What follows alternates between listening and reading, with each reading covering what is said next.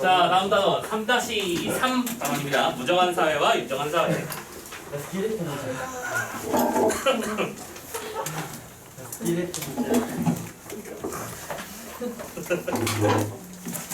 이번에 볼 녀석은 안창호 선생의 논설문 하나가 놓여 있습니다. 여러분들 참고로 앞에 비판적 읽기, 지금 우리가 참고로 읽는 단어는 비판적 읽기예요. 얘들아, 비판하는 거는 뭘 어떻게 한다는 얘기야? 비판이 뭐 하는 거야? 깎아내리는 거. 깎아내리는 것만 있으면 비판이 아니지. 평가하는 거야. 그러니까 그래서 비판이라고 했을 때 판은 판단을 말하는 겁니다. 그렇죠? 판단이라고 하는 것은 대상의 옳고 그름을 판단하는 것인데, 너희들 착각하면 안 되는 게 기본적으로 비판을 한다는 얘기는 예를 들어 이런 게 있어. 고등학생에게 두발 자유를 허락하라. 되게 옛날 얘기잖아. 요즘은 두발 자유가 있냐?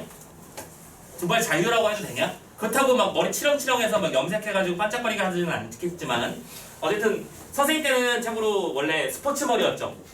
남자의 머리는 3cm를 넘으면 바리깡으로 밀렸고요. 여자들은 귀 밑 3cm였나 그랬을 거야. 요 단발 아니면 무조건 다 잘려 나왔습니다. 그러던 시절에서 이제 막 주장을 했겠죠. 그럼 거기서 두발 자유가 옳다라고 말하는 것도 비판이고, 그르다라고 말하는 것도 비판이다. 그렇죠? 여기까지는 우리가 쉽게 이해를 하는데, 특히 여러분들이 이걸 놓치는 경우가 많아. 어떤 주장이 있어. 그럼 그 주장을 보고 훌륭한 말이야, 맞는 말이지 라고 말하는 건 비판이 맞다 아니다? 맞다야.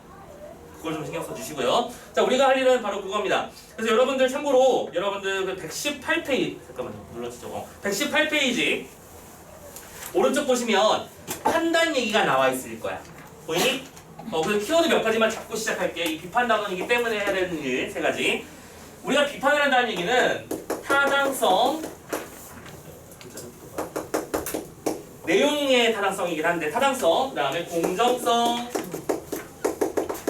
그리고 마지막으로 적절성, 이 3가지를 핵심적으로 판단해야 된다고 생각하면 좋겠습니다. 이제 2가지가 더 있긴 합니다만, 일단은 타당성이라고 하는 건 그 내용이 제대로 부러져 있네요. 그 내용이 올바르게 주장되어 있는가? 그럼 특히 우선 중요한 건 뭐냐면, 주장이 있으면 주장에는 반드시 뭐가 있어? 근거가 있어. 그 근거가 똑바로 된 게 맞는지를 파악하는 게 타당성 판단이라고 한다. 오케이? 2번째, 공정성이라고 하는 건 어느 한쪽에 치우침이 없는 것을 말하는 거야. 한국의 미래를 위해 공장은 한국에만 세워야 된다. 공정성에 문제가 있다고 하면 되는 거잖아. 아무 문제 없지. 어렵지 않지, 그죠? 마지막 3번째, 표현 방법의 적절성이라고 되어 있는데, 이 적절성이라고 하는 건 물론 표현 방법도 그래, 표현 방법이라고 하자. 그치? 과장이나 혹은 표현 방법상에서 왜곡 이런 것들 있으면 안 된다라고 판단하는 것. 이렇게 3가지가 핵심이라는 사실을 좀 기억해 놓고 갔으면 좋겠어. 참고로 출제 원리도 여기에 준하게 되어 있다. 그리고 선생님이 항상 이 출제 원리를 말씀드리는 이유는 우리 서초고가 그래도 선생님들이 문제 정말 잘 내시는 편이라니까. 이렇게 이 학생 목표에 준해서 문제를 내시는 편이니까 여러분들도 지문을 읽을 때 그걸 좀 신경 써주셨으면 좋겠습니다. 굳이 읽진 않을게요. 다 이런 것만 잡으시면 되고, 이 밖에 의도나 사회문화적 이념 판단, 비판 이런 것도 있다. 이것만 알아두시면 되겠습니다. 자, 그래서 아무튼 지문을 한번 시작해 보도록 할게요. 맨 처음에 정의 돈수의 의미라고 하는 뭐가 나와 있다? 소제목이 나와 있습니다. 그쵸? 그래서 이 정의 돈수부터 먼저 정리를 하고, 이게 뭔데? 그래서 이걸 뭐 어떻게 할 건데? 이런 식으로 글이 흘러간다는 걸 예측하고 시작해 보도록 합시다. 자, 할게. 정의라고 하는 거는요, 친애와 동정의 결합입니다. 친애이면서 동정입니다. 자, 친애라고 하는 건 그럼 또 뭔데? 계속 정의하고 있다, 그쵸? 당연한 것들은 체크 안 해도 되겠지? 친애란 부모가 자식을 보고 귀여워서 정으로서 사랑하는 것을 말하고, 또 동정이라고 하는 건 자식이 당하는 고와 락을 자기가 당한 것 같이 여김을 말하는 것입니다. 그래서 친애와 동정이라고 하는 건 이걸 뭐 정의, 그러니까 우리가 알고 있는 저스티스 그 정의를 말하는 게 아니다라는 거 눈치챘죠? 여기서 말하는 정의는 대상을 이렇게 뭐랄까 아끼는 마음이라고 번역하면 좋겠다. 아끼는 마음이라고 생각하면 되겠다. 2번째, 돈수는 뭔데요? 돈수는 정의라고 하는 거를 더 커지게, 많아지게, 두터워지게 한다라는 의미입니다. 그렇지? 이건 뭐 한다? 이것들을 더 플러스 알파화 시킨다. 알파화라는 표현도 붙여. 플러스만 쓰자. 더 많게 만드는 것을 돈수라고 한다. 그럼 정의를 돈수한다는 말이 무슨 말인지 알겠죠? 상대방을 사랑하는 마음을 키워야 된다라는 뜻이겠죠. 자, 다시 말해서 친애하고 동정하는 것을 공부하고 연습하여 이것이 잘 되도록 노력하자라는 의미죠. 이게 바로 선생님 주장의 핵심이다라고 먼저 선언을 했습니다. 정의와 논수. 자, 본격적인 얘기는 다음 단락부터 나옵니다. 정의와 사회의 관계. 인류 중에 불행하고 불쌍한 자가 가운데 가장 불쌍하고 불행한 자는 무정한 사회에 있는 사람이고. 자, 근데 이거는 제목에서도 이미 알려져 있지만 놓여졌지만 무정한 사회 vs 유정한 사회. 야, 딱 봐도 뭐가 더 좋은 거니? 이쪽이 더 좋은 거지. 유정한 거니까, 그죠? 그래서 이 작품 글의 흐름 자체가 이 두 개를 계속해서 뭐를 시켜가면서 대조해가면서 흘러갈 거야. 뻔히 보이죠? 자, 그래서 무정한 사회에 있는 사람들이 가장 불쌍하대요. 복 있는 자들 가운데 가장 다행하고 복 있는 자는 유정한 사회에 사는 사람이거든요. 왜? 사회에 정의가 있으면 화기가 있고 또 화기가 있으면 흥미가 있는 법이고 흥미가 있으면 활동과 용기가 있는 법이죠. 하면서 유정한 사회가 좀 더 가치 있는 것이다 라고 설명했습니다. 그리고 이 가치 있는 것을 설명할 때 무슨 법을 썼다? 연쇄법 썼죠. 처음 나오는 표현법이니까 체크해 주자고요. 교과서에서. 연쇄법의 정의는 다들 알고 있죠. 문장 구조의 서술어가 뒷문장의 주어로 바뀌는 형태. 그래서 이어지는 형태. 자, 그러면서 갑니다. 유정한 사회는요, 태양과 우로를 받는 것 같고 화원에 있는 것 같대요. 그치? 태양과 우로가 있어. 그래서 화원 같은 상태래요. 태양은 뭐예요? 따뜻한 햇볕을 말하는 것이고, 우로는 우가 비우자고 로는 이슬로자잖아, 그렇지? 비와 이슬이 있는 것 같이 화원 같은 곳에 있는 것 같아서 여기는 고통이 없을 뿐더러 모든 일이 잘 되어가. 고통도 없고 일은 잘 되어가. 또 사람들의 삶에 흥미가 있으므로 용기를 내서 일을 하고 편안함과 즐거움을 주는 그런 일들이 넘쳐나는 거죠. 그렇지? 삶에 흥미가 있어. 그래서 편안함과 즐거움이 넘쳐나지. 편안함과 즐거움이. 자, 그냥 이겁니다. 뭐 어려운 게 그냥 선생님이 지금 지문의 내용을 표화시키고 있는 것 뿐이야. 그치? 아, 얘들아, 그 121페이지에 그냥 있네. 선생님 안 쓸게요, 그치? 요거 표로 정리하시면 되겠습니다. 그죠? 자, 표로 같이 가자. 이에 반하여 예상대로잖아. 대조라고 했었지. 이게 대조합니다. 무정한 사회는요, 가시밭과 같아서, 이거 안 쓸게요, 그냥. 요 단어만 써서 그냥 아무것도 없으면 섭섭하니까. 가시밭 같은 거예요. 그래서 사방이 괴로운 뿐이고 사람은 자기가 사는 사회를 미워하게 되고 또 비유하자면 차가운 바람과 같아서 블라블라 차가운 바람 같아서 공포와 우울이 그 사회를 뒤덮고 사람들은 매사에 흥미를 잃고 위축된 삶을 살아가죠. 염세주의라는 말 들어본 적 있죠? 세상에 대해서 염증을 느끼는 것. 더러운 놈의 세상. 염세와 나약과 불활발이 있을 따름이며 사회는 사람의 원수가 되니 이는 사람에게 직접 고통을 줄 뿐만 아니라 못 알아서 모든 일이 안 됩니다 라고 말하고 있죠. 그냥 표를 보세요. 표에 그냥 있는 것들 정리되어 있습니다. 자, 우리 대한사회는 무정한 사회입니다. 근데 이제 여기까지 정리하고 나서 우리 대한민국은 현재 무정한 사회. 오케이? 그럼 이 글의 그 쓴이 의도는 뭐겠니? 이제 여기서 벗어나서 여기로 가자라는 게 글의 의도겠지. 뻔히 보이시죠 뭐. 그지? 다른 나라에도 무정한 사회는 많겠지만 우리 대한사회는 가장 불쌍한 사회입니다. 그 사회의 무정이 나라를 망하게 했습니다. 여러 백년 동안 대한사회에 사는 사람들은 죽지 못해 살았습니다. 우리는 유정한 사회의 맛을 모르고 살아왔기 때문에 사회의 무정함을 견디는 힘이 있거니와 다른 유정한 사회에서 살던 사람이 하루아침에 우리 사회 같은 무정한 사회에 들어오면 그는 죽고만이라고 생각합니다. 우리는 그동안 너무 오랫동안 죽어 있었어. 그렇기 때문에 지금 버티고 있는 거라는 겁니다. 민족의 사활 문제를 앞에 두고도 냉정한 우리 민족입니다. 우리가 하는 운동에도 동지 간의 정의가 있었던들 효력이 더욱 많았겠습니다. 정의가 있어야 단결도 되는 것이고 민족도 흥하는 법이죠. 오케이? 자, 무슨 얘기냐? 지금 여기 빨간 글씨도 예쁘게 써져 있을 거야. 지금 이 글을 쓰는 근본적인 뭐예요? 의도 추론 문제가 여기서 출제될 수 있다라는 얘기죠. 그래서 자, 지금 이 말은 결론적으로는 동지 간의 정의가 있었다면 효력이 더 많았을 거래. 그러면 현재 문제는 뭐라는 거야? 동지 간의 정의가 없는 것이겠죠.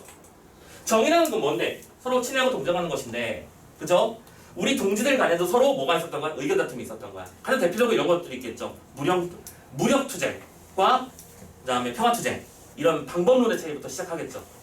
사람을 죽이면서 독립을 쟁취하는 것은 옳은가에 대한 논의도 있었을 것이고, 그렇지? 아무튼 여러 가지 그 써져 있죠. 독립운동 노선을 둘러싼 갈등의 원인이 우리 사회가 무정하기 때문이다라고 생각했어. 그러니까 이런 모든 것들이 서로 가시밭길을 걷는 고통의 상황이기 때문이다라고 말을 하고 있네요.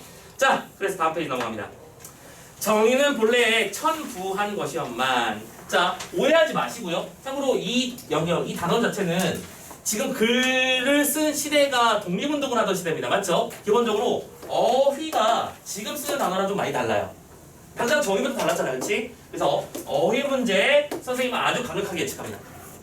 지문을 읽으면서 내가 알고 있는 단어의 뜻과 차이가 나거나 혹은 모르는 단어가 나오면 다 마킹하세요. 아시겠죠?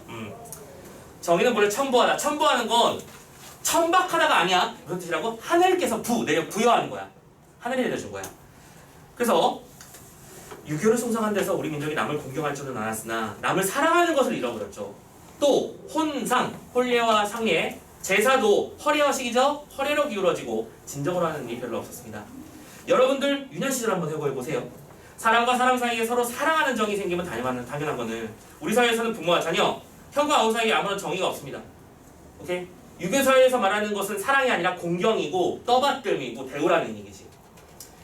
어른들이 어린아이를 대할 때 한 개인의 완휘물, 완구라는 말 들어본 적 있죠? 장난감이라는 뜻이죠. 그치? 완과 희롱의 대상으로 여기고 있습니다. 뭐예요? 그래서 우리나라의 유교적 전통도 그렇고요. 또 어린 아이를 대하는 어른들의 태도도 그랬습니다. 장난을 친다는 얘기죠. 울기도 하는 울는 꽃을 보기 위해서 울려다 보고 웃기도 보고, 또 호랑이가 온다 귀신이 온다 하면서 애들을 놀라게 하고요. 집안에 계신 조부모, 부모, 할머니나 할아버지 그리고 아버지 아버니 호령과 맷때리기로만 이를 삼으므로 아이들은 매를 맞을 생각에 떨고 있습니다. 나는 어렸을 때 산에 가서 놀기를 제일 좋아했는데 종일 놀다가도 돌아올 때는 매를 맞을 생각에 떨면서 돌아왔죠. 게다가 걸핏하면 아이들을 잘못했다고 내쫓았습니다. 제 부모의 집에서 쫓겨나와 울면서 빙빙 돌아다니는 꼴은 참으로 기가 막혀 볼 수 없습니다. 자, 근데 뭘 되게 강조하고 있어? 이 어른들이 홀대하고 있다. 맞죠? 자, 그럼 그래서 여기서 뭐가 나와 있다? 비판적 의도가 나와 있다. 현재 우리 사회를 보라. 애들은 맨날 혼나기 바쁘지 않느냐. 애들한테 오 잘했어 훌륭한데? 라고 말해주기보다는 너는 왜 이래? 라고 하면서 비난하는 게 너무 많다는 거죠. 이같이 하여 강보에서부터 공포심만 가득하던, 강보는 포대기를 말하는 것입니다. 조그만 엄마 등에 엎혀 살던 시절부터 혼나기만 하던 아이가 가정을 벗어나서 학교에 가면 또 이번에 훈장이 나서서 호랑이 노릇을 하죠. 아이가 학교에 가고 싶어서 가는 것이 아니라 부모가 가라니까 가는 겁니다. 자, 아이가 있어. 아이는 어렸을 때는 부모로부터 홀대받고 또 커가는 과정에서 훈장이라는 사람한테 맨날 혼나. 중요한 건 이거야. 이 두 존재는 뭐에 반대 행위를 했다는 거야. 난 정의를 한 거지. 그쵸? 정의가 아까 뭐라며? 사랑하고 챙겨주는 거라며. 근데 어른의 권위로서만 애들을 압박하는 게 문제다. 이렇게 어린 시절부터 배워왔기 때문에 커서도 똑같은 상황이 벌어진다는 얘기를 하고 싶었던 거겠지. 됐습니까? 자, 여러분 생각하셔야 됩니다. 이 글의 주장은 뭐예요? 사람들의 정의 도주가 없다. 오케이? 그럼 뭐 때문에 시작하는 거다? 어린아이들부터 시작했던 어떤 교육사회의 어떤 문화다. 얘기하고 있습니다. 또 시부모와 며느리, 형과 아우 모든 식구가 서로 다 원수예요. 관민간에도 그러합니다. 리의 면에 군에 도에 가보십시오. 어디서든지 찬바람이 아니 부는 데가 없습니다. 어디든지 찬바람이 분다. 그치? 그리고 나서 사회에 나오면 가족 간에서도 그리고 또 사회에서도 서로 찬바람이 불고 있어요. 질문. 너희들이 생각할 때 지금 이 글은 공정하고 적절합니까? 그럼 모든 친척들이랑 서로 싸우기 바쁜 사이냐? 우리 사회가? 그건 아니겠지. 근데 이거는 의도는 보이죠? 이 글의 글쓰기는 이런 것들을 강조함으로써 자신의 어떤 연설의 효과를 강조하고 싶었던 것일 거야. 하지만 이런 생각을 하면서 읽어야 된다는 게 중요한 것이죠. 자, 계속 어디 갔어? 자, 그보다 더 기막힌 것은 남녀간의 무정함입니다. 우리나라의 가정에서 부부가 만일 서로 웃었다가는 큰 결단이 납니다. 남녀 사이에선 정의가 전혀 끊어져 서로 정을 볼 수도 없습니다. 지금은 너희들이 상상도 못하는 일이겠지만 과거에는 진짜로 이빨을 보이지 않는다라고 하는 게 약간 문화였던 시절도 있다고 통해 알고 있어. 이빨에 보이는 건 부부간 신뢰라고 하는 이전 미친 문화가 있었던 시절이 있었지. 그렇지? 지금으로 생각하면 말도 안 되는 것이겠지만 그것이 서로 존중하는 길이고 훌륭한 가족관계다라고 가르치던 시절이 있었습니다. 아무튼 남녀 사이 정의가 끊어졌고 따라서 남녀가 사귀는 날이면 마침내 범죄 사실이 생깁니다. 이것은 남녀가 정당히 교제하는 길을 막는 이유입니다. 됐습니까? 이건 뭐야? 우리 민족의 삶의 모든 과정에서, 그렇지? 사회에 나와서 또 부부의 면을 맺을 만한 여인과 사귀거나 남자와 사귈 때도 역시 정의는 없더라라고 말하고 있습니다. 그러면서 다정한 남의 사이라고 말했어. 자, 요게 바로 어디의 모습이었죠? 우리 사회의 모습이었던 거. 그런데 이번엔 또 뭐랑 대조시켜서 vs 이번에는 남의 사회. 그러면 안 봐도 비디오지. 남의 사회라고 하는 것은 우리가 흔히 말하는 서구 선진 문물들을 말하는 것이겠죠. 여기서 기준으로는. 그지? 여기는 되게 좋은 얘기들이 많이 뻔히 있을 거라는 거 느낌이 안 오십니까? 그죠? 이번엔 남의 사회를 보재. 이제 눈을 돌려 다정한 남의 사회를 봅시다. 그들의 가정에서는 부모가 결코 노하지 않습니다. 장난감으로 인형 같은 것을 주기도 하고 사랑하게 합니다. 잘 때는 안고 키스하고 재우죠. 식탁에서도 아이를 특별히 대우합니다. 우리 가정에서처럼 역정을 내며 먹으라고 호령하지 않습니다. 이하여 어렸을 적부터 조금도 공포심이 없이 잘 자랍니다. 그렇지? 어린아이일 때부터 공포심이라는 건 존재하지 않아. 사랑받아. 또 서양 아이들은 실로 꽃보다도 귀합니다. 참고로 여러분들 알고 계시겠지만 이 서양과 관련된 영화, 드라마, 뭐 게임 이런 많은 창작물들을 보면 아이들을 건드리는 건 완벽한 불문율이야. 애들은 건드리면 안 돼. 참고로 완전히 그냥 뭐랄까 문화적으로도 압박당하고 추방당해요. 그렇죠? 그래서 아이들 대상으로 하는 범죄가 특히 강력하게 처벌되는 나라가 서구권이기도 하고요.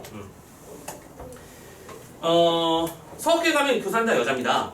이것은 여자가 남자보다 더 정이 많은 까닭입니다. 봐봐. 선생님이 아까 말씀드렸지만 이 글이 과연 공정한가를 따져보면서 읽어봐야 된다는 얘기지. 아니 여자는 무조건 정이 많아? 그럼 남자는 정이 없는 거고 여자가 우월하고 막 그런 걸까? 혹은 뭐 남자가 또 우월하고 여자는 정만 많은 그런 나쁜 사람 아니잖아. 그지? 자, 차별적 관점 체크 잘 해주세요. 지금 우리는 이 글이 맞다고 생각하면서 보는 거 아닙니다. 아시겠죠? 우리는 이 글을 뭐 하고 있는 겁니까? 비판하고 있는 겁니다.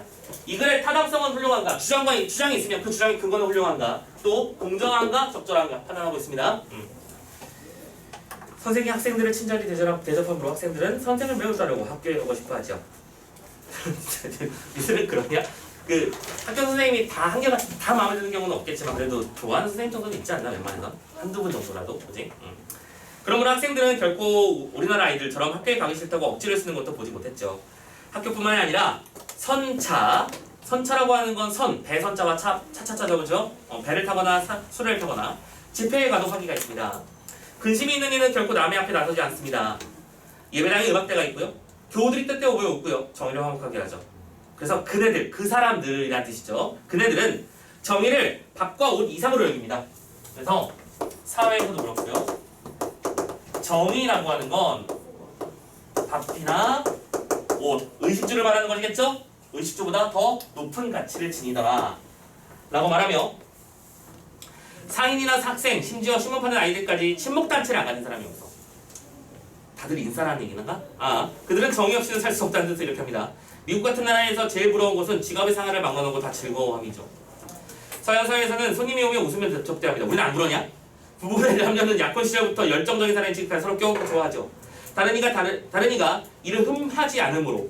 그치? 요즘에야 길거리 가는데 한 남녀가 키스를 하고 있어. 보면 이런 표정 진짜 안 써나. 그죠? 오히려 부러워하죠. 근데 옛날에 비교적 한 10년, 20년 전만 해도 그게 뉴스에 나왔어. 그걸 보고 우리는 뭐라고 했으면 풍기물난죄라고 했었어. 길거리에서 키스를 한다고? 이거 미친 새끼들 아니야? 그 감옥 보내버렸어요. 불과 그러던 시절이 불과 몇십 년 전이라는 얘기예요. 선생님도 봐왔고 지금 그게 되게 자연스럽잖아. 선생님은 그래서 그런가? 아직까지 공공장소에서 서로 더듬고 있는 거는 그렇게 보고 싶지 않아. 약간 징그럽다는 느낌이 들어. 왜냐면 선생님이 그렇게 교육받았기 때문일 거고 선생님의 관념이 그럴 수도 있기 때문이겠지. 지금은 그게 탓을 할 만한 대상도 아니라고 생각하고 문제 삼을 것도 아니라고 생각하는 쪽이지만 근데 그렇다고 버스에서 지하철에서 입구에서 물고 빨고 있는 건 좀 그렇잖아. 그건 좀 비매너다. 그지? 아무튼 간에 여기까지 해서 어디까지 거니? 남녀의 화합은 사회정의의 기초이건만 우리 사회는 남녀를 꼭 갈라놓음으로 차디찬 세상을 이루고 맙니다. 참고로 여기서 말하는 가치관은 전통적 가치관을 말하는 거겠죠. 남녀, 칠색, 부동석 같은 가치관을 말하는 걸 거야. 여자가 남자랑 같이 방을 쓰면 안 되고 옆에서 말을 직접적으로 주고받아도 안 되고 그런 문화가 아직도 남아있다는 거죠. 서양 사람은 정의에서 자라고 정의에서 자라고 정의에 죽습니다. 그들은 정의가 만으로 화기가 있고 따라서 흥미가 있어서 모든 일이 다 잘 되죠. 이것도 그냥 표가 있길래 선생님이 그냥 넘깁니다. 밑에 표 보이시죠? 안 봐도 비디오 중요해 보이는 거 딱 느낌이 오십니까? 네. 자, 그래서 이제 마지막 단락으로 넘어갈 텐데 얘들아 하나만 더. 지금 우리가 지문을 이렇게 룰랄라 읽고 있지만 실제로 여러분들이 문제를 풀 때 좀 다른 느낌이 들 거야. 대표적인 문제가 여러분들 지금 123페이지 6번 문제 같은 녀석일 거야. 지금 보시면 이 글을 읽고 토론한 내용을 적절하지 않은 것을. 자, 문제의 의도를 잘 생각해봐. 지금 이 문제가 단순히 윗글의 내용과 일치불치를 말하는 건 아니지, 그치? 비판점을 적절하게 찾아라는 문제인데 1번에 신뢰할 수 있는가? 2번에 이건 개인의 성격 차이다라고 하는 비판 포인트, 3번에 사회 문제의 지적 때문에 공감이 되지 않고 4번에 균형 있게 비교하고 있고 5번에 왜곡의 주의점을 두어야 된다. 전부 다 아까 말씀드렸던 요 요소를 가지고 문제화 시켜놓은 거 보이시죠? 실전 문제는 이렇게 나올 거라는 겁니다. 아시겠죠? 다음 시간에 정리하고 문제 풀고 할 테니까 꼭 잘 풀어오시고요. 자, 다음 정의 기르기 공부야. 그래서 이런 문제까지 얘기를 했어. 무정한 사회와 유정한 사회 중 유정한 사회도 좋지만 우리 대한민국은 현재 대한사회는 무정사회야. 그러면 이 무정사회라고 하는 건 이런 문제가 있었지. 하지만 이와 반대로 서구의 유정사회라고 하는 거, 남의 사회는 계속해서 어린아이 때부터 사회 나올 때까지 정의가 있더라 라고 말을 했어요. 그러면 이제 우리가 해야 될 일은 정확해졌죠. 뭘 해야 된다? 정의를 길러야 한다. 그러면 참고로 이 글의 타당성은 훌륭한가? 괜찮다고 볼 수 있겠죠? A라는 것을 해야 되는데 그거는 두 개의 사례를 통해서 비교해서 대조해서 보여줌으로써 우리에게 판단의 근거를 줬잖아. 그러니까 해야 된다고 말하는 거잖아. 그렇지? 논리 구조 자체는 문제가 없다. 갑니다. 정의 기르기 공부. 우리는 이 정의 논술 문제를 결코 심상히 평범하게 대충 봐서는 안 된다. 우리가 우리 사회를 개조하자면 먼저 다정한 사회부터 만들어야 됩니다. 우리는 선조적부터 무정한 피를 받았기 때문인지 아무래도 더 원정이 없습니다. 우리는 정의를 모른대요. 선조들부터 그런 거 있잖아. 왜 경상도 남자식이라고 표현하는 오다 주웠다. 대놓고 말하면 좀 껄끄러운 그런 분위기가 있다는 건데, 자, 그러므로 정의를 기르는 공부를 해야 합니다. 그러한 뒤에야 참 삶의 맛을 알겠죠. 일언, 일통, 하나의 말에 하나의 움직임. 그렇죠? 그럼 뭐예요? 사소한 일들이죠. 이런 일동에 우리 사이에 정의를 손상하는 자는 우리의 원수입니다. 오케이? 사소한 말 한마디로 상대방을 압박하거나 그런 것들이 나쁜 다 원수야. 과거나 현재의 우리 동포는 어디 모인 다음에 의뢰 싸우는 것으로 합니다. 남의 결점을 지적하더라도 결코 듣기 싫은 말로 하지 말고 사랑으로 해야죠. 이제 정의를 기르는데 있어 주의할 점을 몇 가지 말하겠습니다. 라고 하면서 1번부터 17번 결론, 정의를 기르자라고 하는 주장으로 갔습니다. 그리고 주장을 실천하기 위한 7가지 대목을 설명하고 있는 중이죠. 읽어봅시다 그냥. 오지랖 떨지 마라. 너도 잘난 만큼 쟤도 잘났다. 남의 자유 건드리지 마라. 물질적으로 의뢰하지 마라. 정의 깊고 얕음을 탓하지 말라. 그 다음에 신의 약속을 성실성을 성실성이 아니라 신의를 지내야 되고 믿음을 지내야 되고 예절도 지켜야 되고 뭐 당연한 얘기들 하고 있습니다. 그죠? 자, 그래서 끝냅니다. 오직 정의논수 이 4글자. 나한테 제일 중요한 건 뭐라고 생각한다? 정의논수다. 그 나라의 애국자를 대하는 것도 무정한 사회와 유정한 사회가 다르죠. 우리 무정한 사회에서는 애국자의 결점만 찍어내다가 위난에 빠지는 데는 구원하지 않습니다. 그죠? 우리 사회를 보더라도 그런 것들이 되게 많죠. 좀 약간 좀 다른 얘기일 수는 있겠는데 우리나라에 무슨 장관이나 이런 사람들이 뽑혀서 이제 청문회 같은 걸 하면 온갖 결점이 다 튀어나오잖아. 근데 선생님이 그런 청문회들을 볼 때마다 공통적으로 느끼는 게 그거야. 우리가 지금 뽑는 게 부처님을 뽑는 건가? 부처님 후보 1번을 뽑는 건가? 그런 느낌이 들어. 막 부모 문제도 없어야 되고 사촌 문제도 없어야 되고 가족 문제도 없어야 외가 쪽 문제도 없어야 되고 그렇지? 자신의 도덕력을 말할 것도 없고 털어서 먼지 안 나는 사람은 없잖아. 그치? 우리 모두 어딘가에 잘못을 저지르고 사는데 그걸 가만히 보면 성인군자를 뽑는 것 같은 느낌이 든다는 거죠. 누구를 막론하고요. 여당이든 야당이든 다 똑같아요. 다 똑같습니다. 아니 일을 잘할 사람을 뽑아야지 거기서. 그렇죠? 국방부 장관을 뽑는 자리면 청문회 할 때 국방장관으로서의 능력을 가지고 있는 걸 검증해야 되잖아. 근데 검증은 뭐예요? 아들이 군대를 가는가, 집에 재산은 얼마큼을 가지고 있는가, 사촌 중에 범법자는 없는가, 뭐 이런 걸 다 따지고 있는 거잖아. 물론 중요하지. 중요한데 그게 메인은 아니잖아. 그래요. 아무튼 유정원 상황에는 그러면 안 돼. 또 어떤 이가 공익사업에 돈을 내다가 돈 다시 안 내면 오히려 욕을 합니다. 고맙게 생각하는 게 아니라요.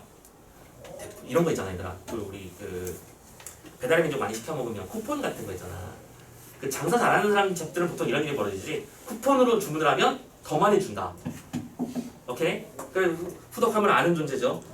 이것도 마찬가지인 것 같아요. 공익사업에 돈을 내고 있었어. 열심히 이용을 했어. 근데 끊었다는 이유만으로 갑자기 적취급을 해. 아, 다시는 안 하죠. 사람이 마음은 변하는 건데, 그치? 자, 아무튼 유정한 국민은 아무리 젊지 않은 신선한 노부인이라도 노상에서 환난을 만난 사람을 보면 체면과 소굴을 돌보지 않고 기어이 구원해주고요. 여기 이 유정한 사회에서는 귀천의 교별이 없죠. 자기 옷, 좋은 옷을 찢어서라도 사람 상처를 싸매주고 간호해줄 수 있습니다. 정의 없는 대한민족의 고통은 실로 지옥 이상입니다. 대한민국 상에는 가시밭입니다. 아무런 낙이 없죠. 우리 정의를 빌어서 화기 가운데 살아봅시다. 다시 하는 말, 정의가 있어야 화기가 있고, 화기가 있어야 흥미가 있고, 흥미가 있어야 성공이 있습니다. 아까 했던 말을 연세법으로 다시 한번 반복했죠. 그래야 무슨 사업이든지 무슨 일부든지 하고 싶어서 하게 되는 것이고, 우리는 어딜 가든 오직 이 정의도수 4글자에 의지해서 삽시다 하면서 연설문을 끝내놨네요. 거의 연설에 갖고 왔습니다. 그렇죠? 자, 글을 읽었습니다. 이제 느낌이 오셨을 거예요. 이 글이 온전하게 완벽한 글이라서 선정된 게 아닙니다. 그렇죠? 적절한 비판점이 있고 적절한 흐름이 있기 때문에 작품에서 교과서에서 선택한 거 아니겠어? 자, 학습 활동으로 넘어갑니다. 1번 문제는 항상 무슨 문제? 내용 정리 문제야, 그치? 무슨 내용이 나왔는지 정리해보자. 다시 한번. 자, 정의 don수의 의미에서는 정의는 뭐고 don수가 뭔지 설명했어. 그리고 정의와 사회관계를 설명하면서는 정의가 있는 유정한 사회와 정의가 없는 무정한 사회를 대비시켰지. 그리고 나서 또 이런 무정한 사회가 남의 사회랑 비교해줬을 때 어떤 차이가 있는지 설명했었고, 그래서 결론적으로 뭐가 필요하다? 정의를 기르는 공부가 필요하다. 그러면서 마지막에 한 번 더 정의돈수 이 4글자가 제일 중요하다면서 강조하면서 글을 마무리 지었죠. 됐나요? 자, 그래서 2번 넘어가고 바로 2번 넘어가고, 자, 또 큰 2번 넘어갑시다. 큰 2번. 무정한 사회가 이 글을 읽고 비판적으로 읽어봅시다. 요게 핵심이죠. 요게 핵심입니다. 가자. 소제목, 다정한 남의 사회에서 그 쓰니가 서양 사람을 바라보는 관점을 뒷받침하는 근거가 뭐였죠? 정의에 살다 정의를 죽었고, 화기가 있고, 흥미가 있고, 다 잘 된대. 근거는 가정에서도 잘 자랐고, 학교에서도 여주고사들이 많았고, 남녀관계에서도 서로 흉보지 않기 때문이야. 그지? 근데 밑에 2번, 요게 별표죠. 보이십니까? 그러면 이 글은 과연 공정성을 지니고 있는가? 자, 여기서는 공정성을 가지고 판단해 보는 거잖아. 그치? 보여? 문제는 우리 이거 확인했잖아. 그치? 그럼 참고로 얘들아, 예상해봐. 지금 여기 학습할 때는 없었지만 적절성의 문제도 분명히 있었습니다. 그쵸? 맞나요? 아니, 미국 가면 모든 선생님이 여교사야? 아니었잖아. 과장이고 왜곡이겠지. 감 잡히십니까?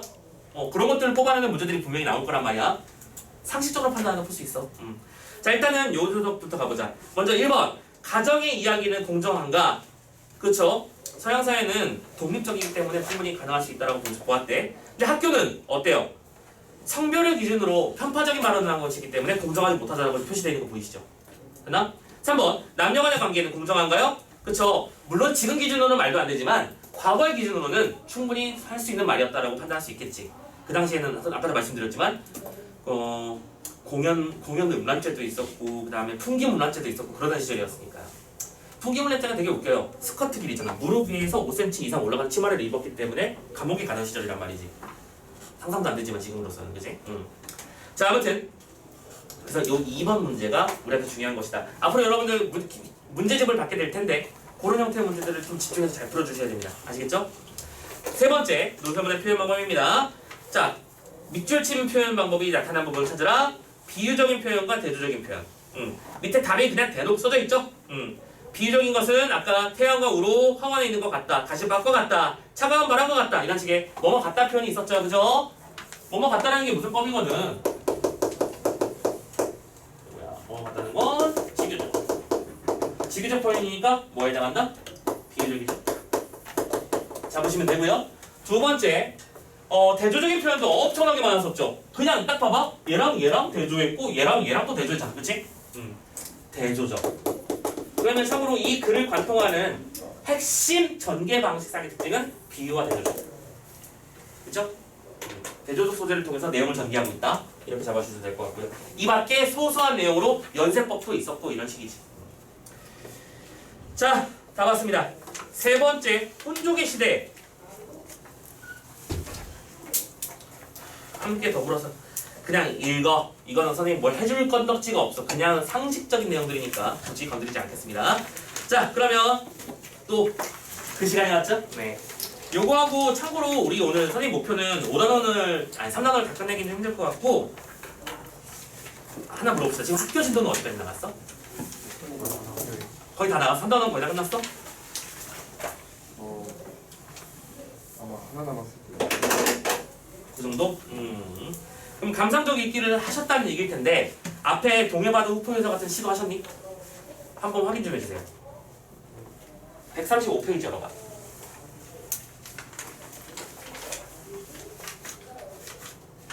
그거 하셨습니까? 기억나지 않습니까? 알겠습니다. 선생님이 알아서 확인해 보도록 하죠. 학교에 그 진도표 목록이나 그런 데 들어가 있는지 확인해 주시고요. 근데 여기는 안 한 것 같아요. 그래? 아, 거기까지는 못 나갔어?